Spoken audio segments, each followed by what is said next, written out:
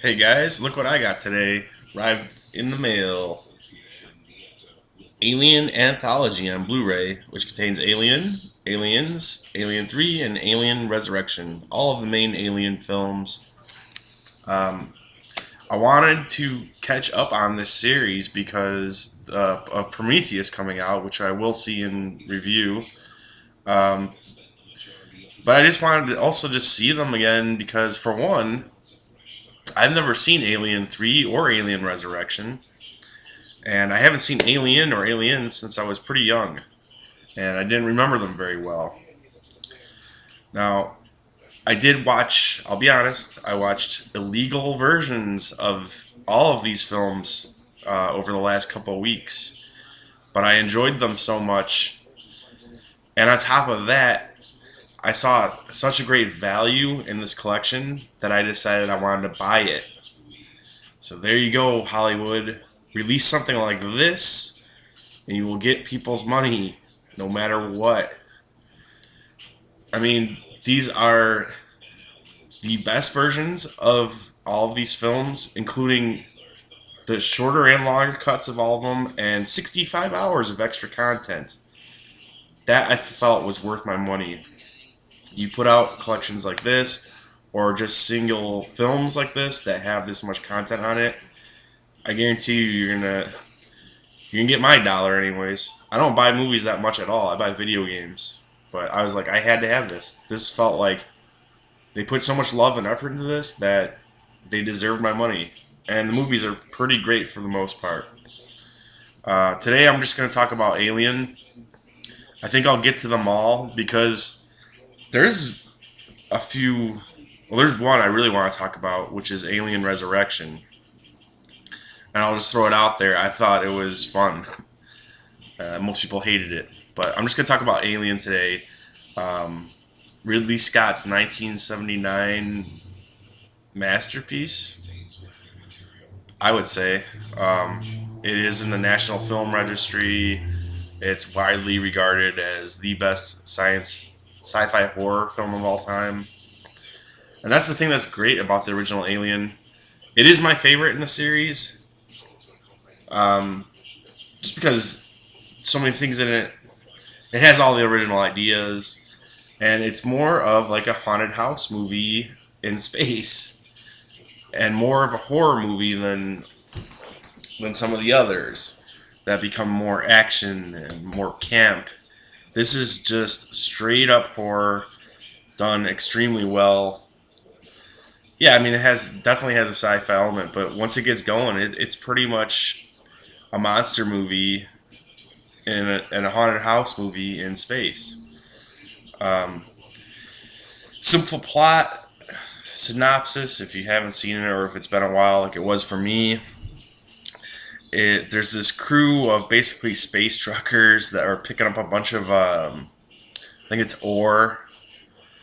I don't know, some sort of mineral or something from somewhere in space, and they're hauling it across space back to, I'm assuming, I guess, Earth for this corporation. They get a distress signal. They're in stasis at the beginning of the film, like they're all sleeping, basically. Their ship receives a distress signal that they are contractually obligated to go investigate. If they don't go investigate it for this corporation, they don't get paid for their haul. And that's when they find this planet where there's another spaceship that's crashed, but this is an alien spacecraft, and they end up accidentally bringing an alien aboard. I don't know how much I'm going to spoil this, but I feel like people have seen the movie, so I'm just kind of talking about it. I'll be kind of vague, but kind of specific at times too. So they bring this alien. This alien basically gets aboard, and it has a slow build, but once it gets going, it's just pretty exciting for like the last 20, 30 minutes. And this is based off of I just watched the theatrical version. I saw the director's cut like a week or two ago. I didn't notice that many differences. There was one part near the end that was not in the theatrical version, but it didn't sway me one way or the other. I think either version you see this is going to be all right. I might not feel the same way about the others. We'll see, because the ones I've watched illegally or whatever over the last couple of weeks, they were the longer versions, and I felt some of them suffered for being longer. This theatrical version is actually longer than the director's cut, strangely enough. It's 2 minutes longer. I guess Ridley Scott, he cut some stuff out of the director's cut, but then he also added other stuff, but it still ended up being a little bit shorter than this one. But anyways, it has kind of a slow build, and then a pretty exciting final 20 to 30 minutes. Essentially, once after they stop at this planet, they bring this thing aboard. All sorts of crazy stuff starts happening, and it slowly kind of builds. But then, like I said, it goes kind of crazy at the end, and it's very fun and very fast-paced at the end. Modern audiences might not have the patience for some of the slower stuff at the beginning, but I don't know. A lot of it's still very interesting, and they throw you things here and there that happen that will keep you into the movie if you're not used to like movies that require you to pay attention.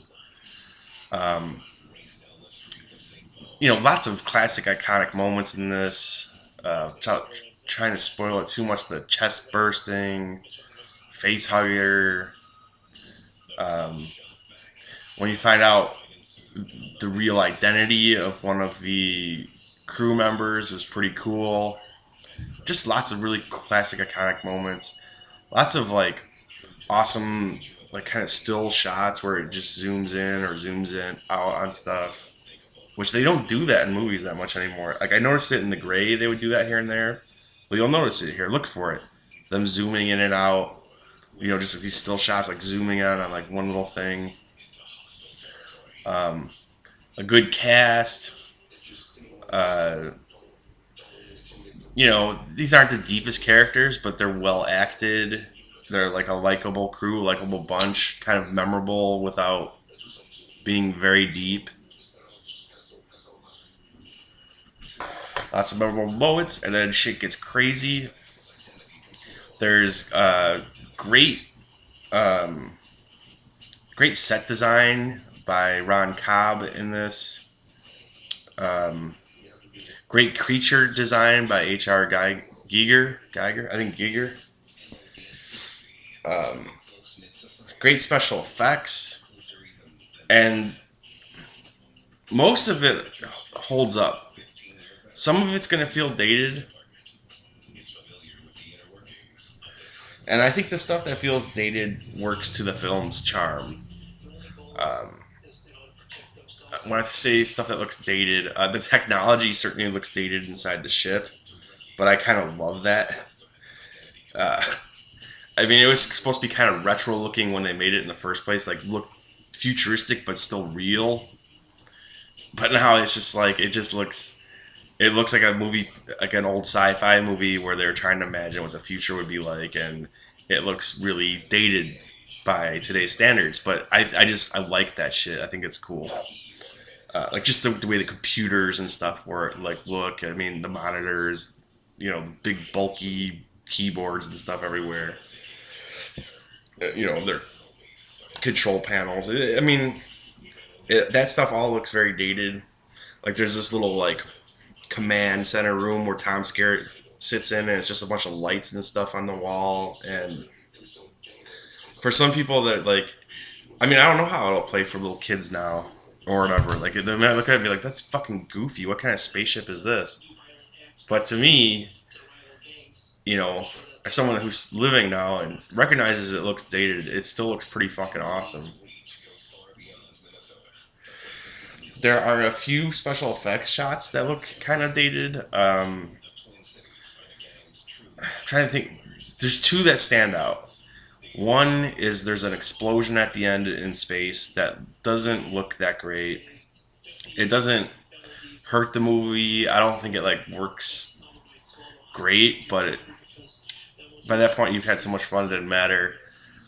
And then there's the chest burster scene where the little baby alien like runs across a table or something, and it just kind of looks like an alien on a stick, with some moving parts, like a little puppet with moving parts.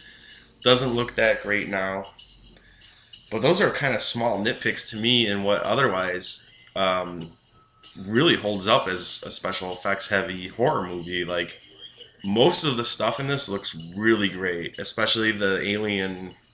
I guess they call it the xenomorph. I don't know if they called it that in this one. But the alien itself, he just looks incredible. And the great thing that Ridley Scott does in this is doesn't show him too much. Like, you will get to see all of him throughout it, but only little snippets at a time. The first time it reveals itself, there's this just, I think, the best shot in the film where it's just like, just like that, like scaring the person he's going to kill. And there's one part near the end where our main character, Ripley, played by Sigourney Weaver, is trying to escape from the ship.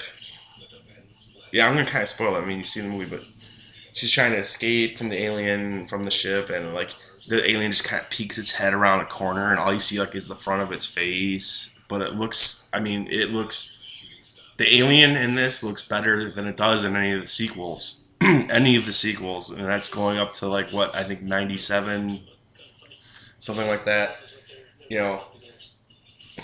Through 20 years of filmmaking, the creature special effects and the creature design got no better. In fact, they got worse at points. There's some very ambitious stuff that they did in Alien 3 that looks like really bad CGI now, which it isn't even. I don't think it's even CGI. So that stuff looks great. Ridley Scott was very smart, and he made this like a spooky, scary movie, and you just get to see the alien a little bit in it. And it's very exciting from the midpoint on, but even near the beginning, it's entertaining. The characters are likable. There are a few exciting things that happen early on. I mean, when they arrive on this planet and they find this crashed alien ship, and they go inside it, and you see like this like queen alien or whatever it is. It's like this gigantic alien, this gigantic seat, like pilot seat, and you're just like, wow, that looks great. It still looks great. The movie holds up so well.